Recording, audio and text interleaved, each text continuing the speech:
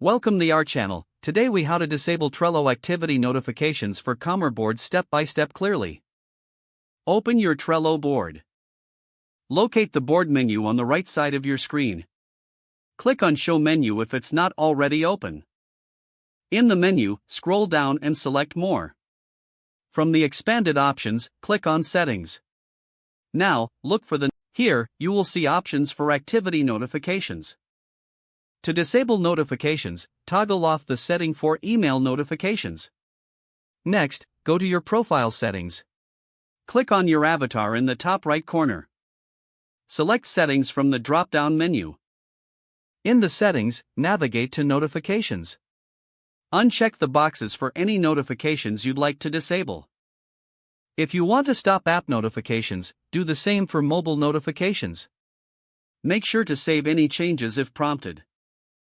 You have now successfully disabled Trello activity notifications for a Commerce board experience. If the page does not load, refresh the browser or try again in a private or incognito window. Make sure you are using the correct email address, then retype it carefully to avoid small typos. If your password is not accepted, use the reset option and create a new strong password you can remember.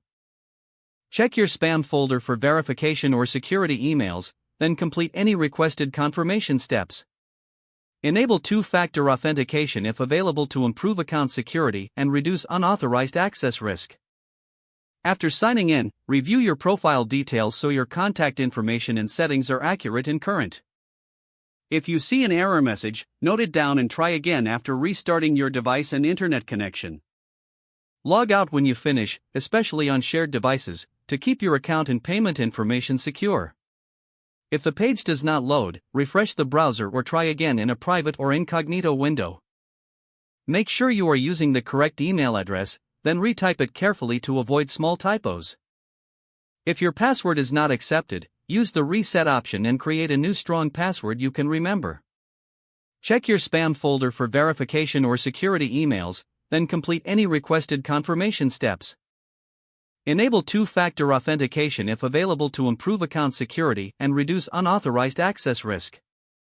After signing in, review your profile details so your contact information and settings are accurate and current. If you see an error message, note it down and try again after restarting your device and internet connection. Log out when you finish, especially on shared devices, to keep your account and payment information secure.